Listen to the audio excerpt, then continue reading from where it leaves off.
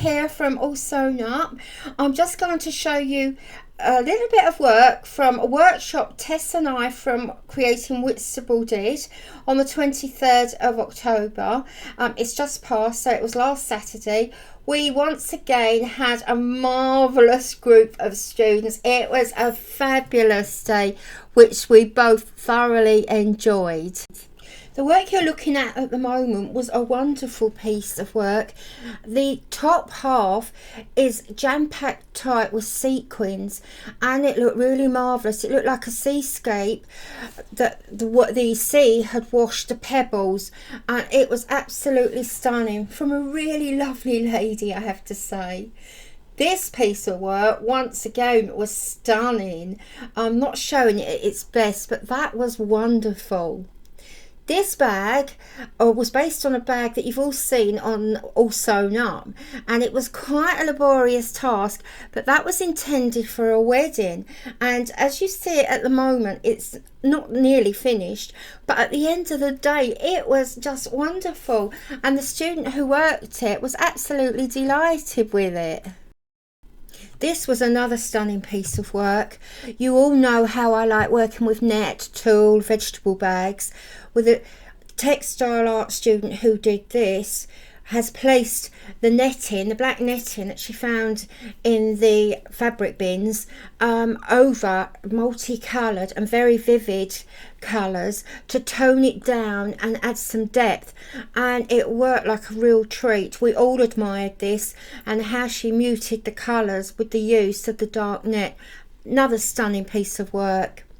Now, I loved this for the textures and the strips that were used here, and this is an excellent example of contrast. You know, our design elements, the contrast, the silk against the matte, the rough against the smooth, and even the colours, the yellow in the corner complementing the purple at the bottom, and that is just beautiful.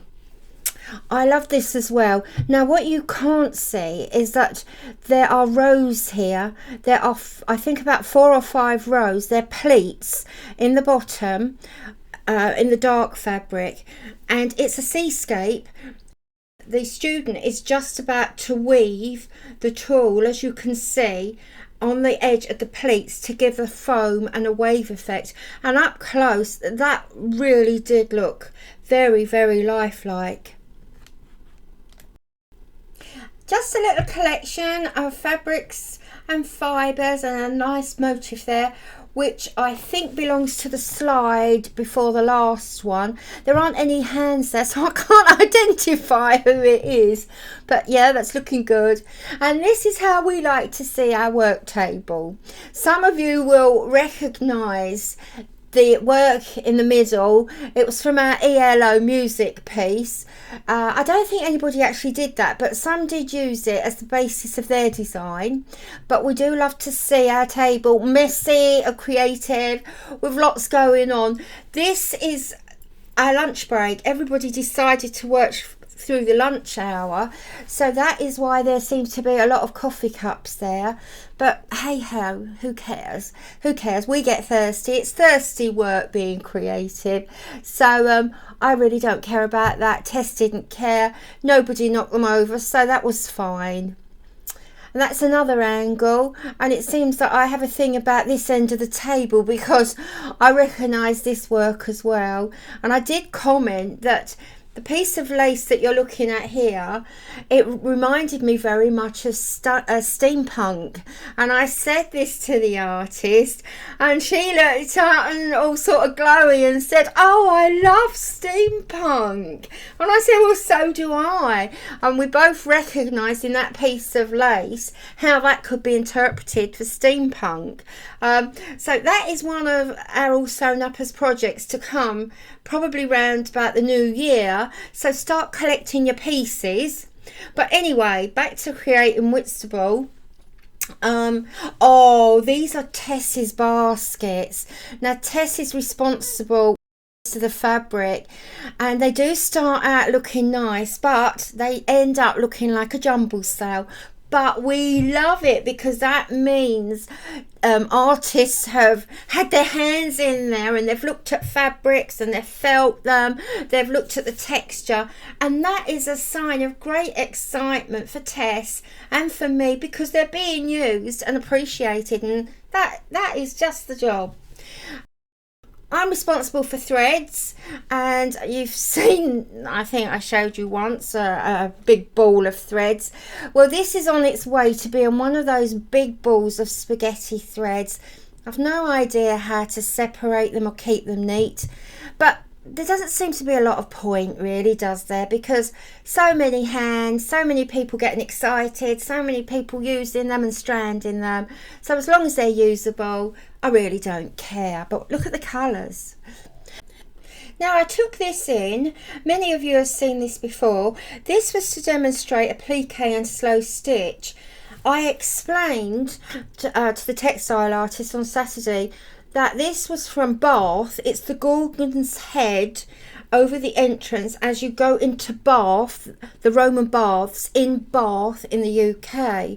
Unfortunately, I forgot the progression of an idea from postcard to drawing to finished design, so I'm just going to pop this in so all you artists from Saturday can see what I was actually talking about. So just in a second you'll be able to see on the screen. There you go, progression of an idea. I bought the postcard in Bath, and you can see on the left it says the Roman baths, Bath. So that is the Gorgon's Head. It isn't Medusa, it is a Gorgon, and it isn't the Green Man. Now from that I did a sketch, a very rough sketch, and then from that was traced, and then the tracing was placed, then from the tracing template was made. I also took the Frida piece in to demonstrate applique and slow stitch, and I tried to explain the link between the Gorgon's Head and how I executed Frida's hair. Now, as you can see in the back, the spikes are very reminiscent of the spikes on the Gorgon's Head. So it's no secret there that one influenced the other.